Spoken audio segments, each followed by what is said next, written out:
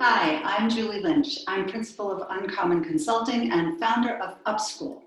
Now, I'm going to go out on a limb here and guess that none of us, when we were putting together our 2020 visions for this year, saw this coming. Nope, this is a doozy.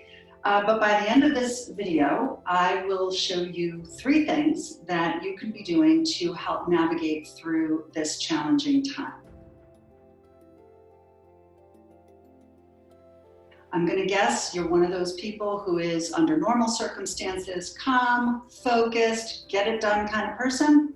I hear you. That's normally how I am. But the last few days, I have been a little overwhelmed, somewhat distracted, every once in a while freaked the heck out.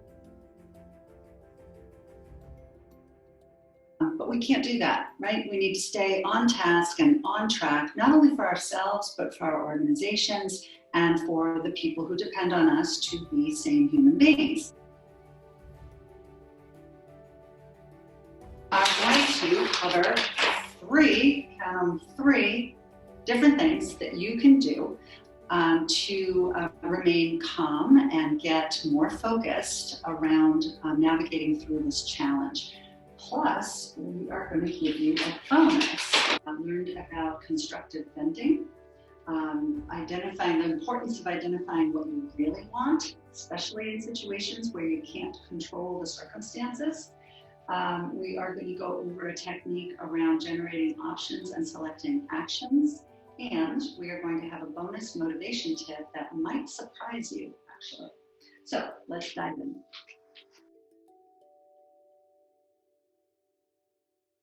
Now, what is constructive venting? This is the first part of an exercise called an energy drainer exercise. Energy drainers tend to be really anything that is, well, draining your energy, duh, obviously, but things that are getting in your way. They're obstacles to your success. And it could be something as innocuous as colleagues' negativity. It could be something as mundane as that Goodwill box that you have, in the back of your car that you haven't gotten rid of yet, and it's been 3 years.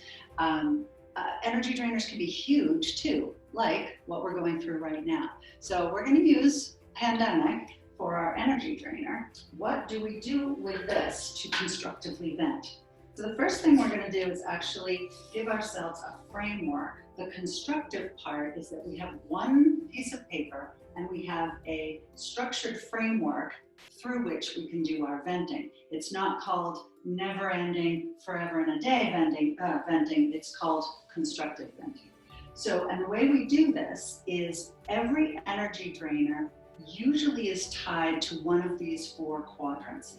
Either expectations that we have that are not met, things we're tolerating that are causing us negative impact, things that have compromised our values or crossed the line, and things that we feel guilty about or that we should have done in order to prevent something from happening. So hang with me here. Let's unpack pandemic.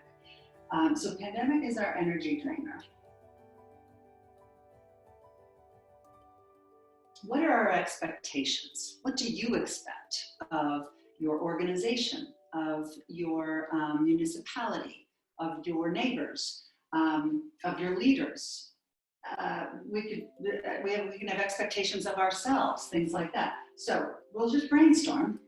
And we'll start with, I expect to have clear and accurate information. Frankly, I expect there not to be pandemics. That's kind of one of the things, not to be pandemics. They just shouldn't happen. So I do have an expectation that just shouldn't happen. What else? We expect leadership and direction. And again, that could be from our country's leaders, it could be from the World Health Organization, it could be from our own organizations, or even in our own families. So leadership and direction. What else can we expect? We expect people to follow the rules, maybe.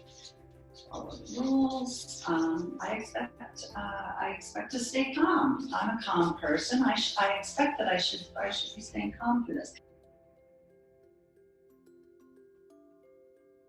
So those are expectations. What are tolerations? They're things that we are tolerating as a result of our energy drainer. So things like worry, anxiety, nothing on the shelves at the grocery store, constant news cycle, constant news.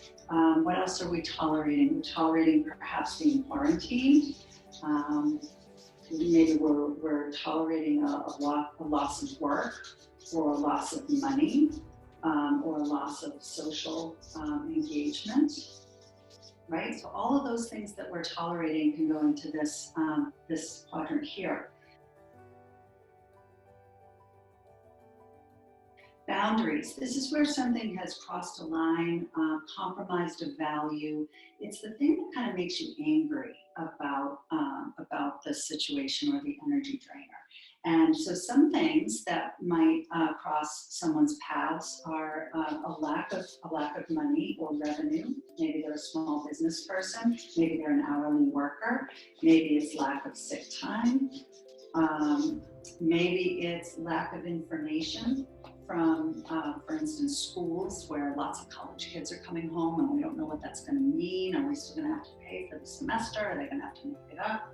So info from colleges. Let's see. Traditions. Traditions. You might have a family tradition that's happening this week. It's St. Patrick's Day. It's my son's birthday this week. We have to make decisions about how to change or skip some things that are really important to us. So those are boundaries.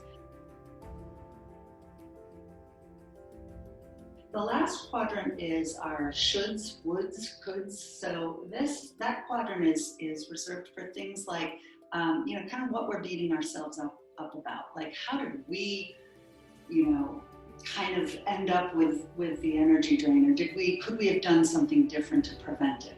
In this case, I don't think we could really, have done anything differently, just you and me, about the pandemic. So you don't have to fill out all of the quadrants, just whatever makes sense.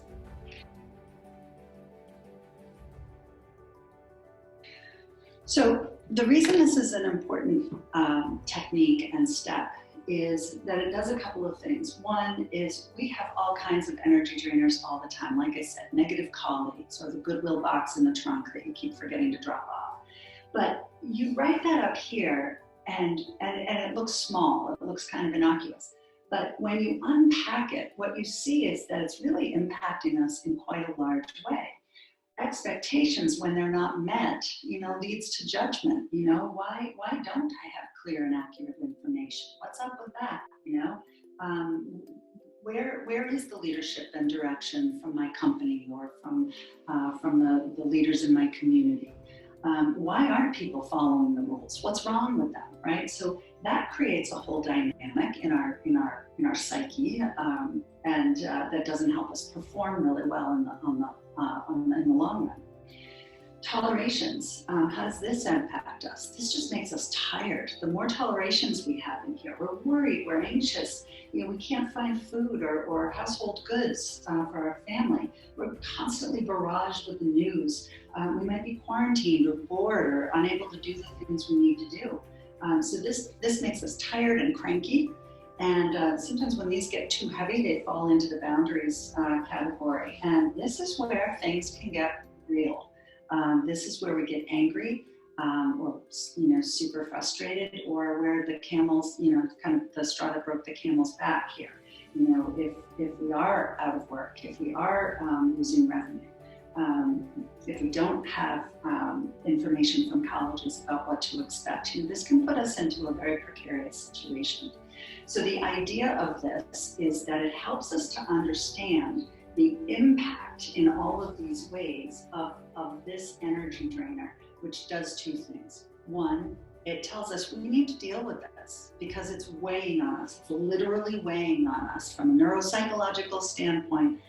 It is having an impact. The second thing is by unpacking all of this stuff, it actually gives us more ways to address it. And I'll talk about that in just a moment. Now, a second step is, what do we really want? I want no pandemic. I want this one in particular to go away. Now, if I had a magic wand and I could make that happen, that would be awesome, but I don't, and it won't. It's here to stay. I don't have control over this particular circumstance. So what am I going to do?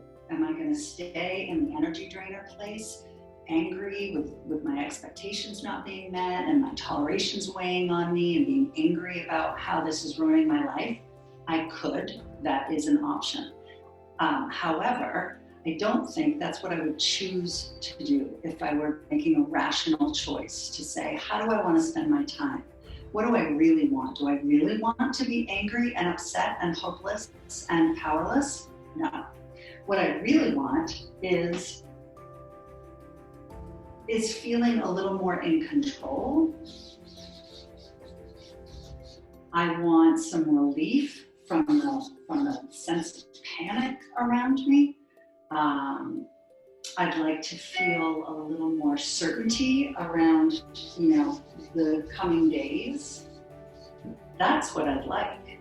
You can also ask yourself, if you did have the magic wand and the pandemic went away, what would that give you?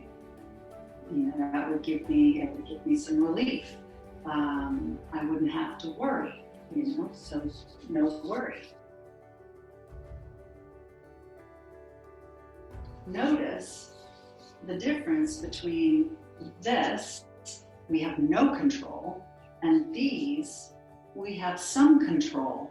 Gets us a little closer to being able to move ourselves from a state of chaos and uncertainty and ambiguity to a place of more calm and focus. You know what? I have a little more control over this. So what can I do to move forward with what I really want? When we focus on what we don't want, particularly a danger like this, it raises our threat response, our brain's threat response, and it triggers the production of all of those stress hormones, cortisol and adrenaline, and it gets us all wound up because we're ready in defense of this danger. Conversely, when we focus on these pieces, we actually relax our threat response and return our brain's resources to that more creative, rational, forward-thinking, problem-solving part of the brain in the neocortex. So that's what we're doing. We're literally shifting our mindset by moving from the pandemic worry to the what do we want instead. Number 3 is options and actions. So we would put control up here, and we are going to brainstorm the options that we have that are within our control to gain more control. So what options do we have to gain more of this? And we brainstorm.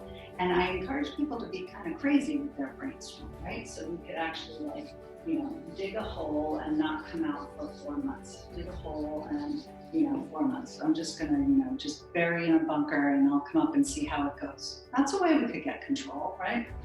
Another control we could do, go on a news diet, right? Rather than looking at it 700 times a day, every time the thing dings, we could say, a couple of times a day, I'll catch up on the news, and that's that.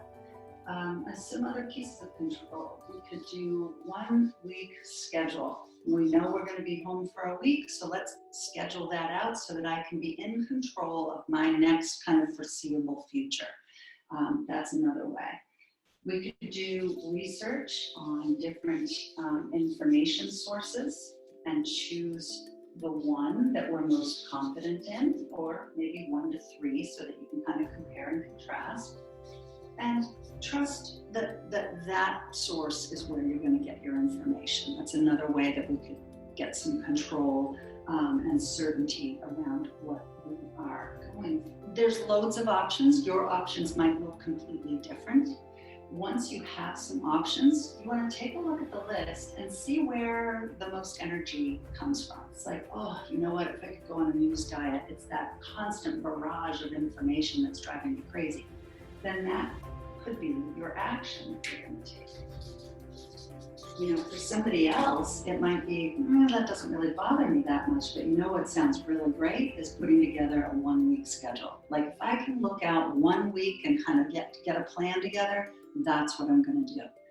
So look for where the energy is for you, because that will mean it's the best thing for you to do in this situation. It will have more of an impact on how you're feeling about things. And whatever you do, whatever you choose to do, if you go on a news diet, you want to turn it into an action, and you want to be very specific and just mark goal out. So check news twice a day, 2 times a day, once at 10 a.m. and once at 6 p.m. And communicate that to the family. Communicate to the family today the new plan. So that's a very specific goal that will get this done. What are you going to do? With whom? By when? For the brain, from a neuropsychological standpoint, this exercise gives the brain a little more choice. It again loosens it up from the threat response, moves it into the more rational and creative resourcing that it is forward-looking, gives the brain some options so it doesn't feel hemmed in, and an action really helps you to empower yourself to take action and start building that self-efficacy. Self-efficacy is the belief that you can have an impact on your circumstances, and you can, as long as you're looking at the stuff that's within your control. So if you like what you've heard so far and you'd like more of it, down in the description of this video, you'll see a link. The link is to a page that gives you access to a download of a worksheet that walks you through this very thing. So you can do it for any energy drainer you have. If it's the goodwill in your trunk or the negative colleagues or the pandemic, whatever it is, you can walk yourself through that on the worksheet. There is also a link. I'm giving away 30-minute coaching sessions for free during this period of time for those folks who would like to walk through the energy drainer in person, on the phone or on a Zoom call, so that you can feel a little better about your circumstance and give yourself some options for moving through with more calm and more focus. Our bonus motivation tip is the idea that positive thinking is not necessarily the right way to go. So I told you might be surprised about our bonus tip. Many of us, when we express concern or complaints or frustrations, will have a well-meaning colleague say something like, well, look on the bright side, or it's not so bad, or, well, at least this other horrible, terribly terrible thing didn't happen to you, so be happy. And that's all well and good. And being positive and thinking positive can be an excellent way to move yourself through crisis and challenge. However, the brain actually really appreciates when it notifies you of a threat, even a perceived threat. What the brain needs is for you to acknowledge it. So if you go into alert thinking, oh my gosh, there's a pandemic, I am concerned, I'm worried, I'm anxious, I'm afraid, and you say, you know what, I'm just going to think positively and try to shove those feelings aside, your brain's threat response is going to still be in alert because you haven't addressed it. So a healthier way of addressing complaints, frustrations, and concerns is actually to acknowledge them, which is why we do the constructive venting that we did a little bit earlier. What we did was unpack the energy drainer. We said, here's my frustration, and here's why it's frustrating me. And here's what my concerns are. And by doing that, by putting names and words to what our brain is in threat response about, it literally calms down the threat response. Those stress hormones get untriggered and start to dissipate in the body, and it allows your brain to move to the forward-thinking, creative and rational problem-solving place that you want it to be to get through. So positive thinking is not always the way to go. Constructive Venting, a structured framework that allows you to put names to your concerns before moving forward, is a more healthy practice to have. So that's your bonus motivation tip. If you liked what you heard today, please like this video, share it with others, comment down below, and let me know what you liked, what you didn't like. What I would like to do is I would like to help as many people as possible regain a sense of calm and focus during this challenging time. And by you liking, sharing, and commenting, you'll be able to help pay it forward with that information as well. Again, I'm offering free 30-minute coaching sessions. And if you click the link down below, you can sign up for a spot, and they'll be available until they go. So thank you so much. Please stay healthy, stay sane, and be uncommon. Thanks so much.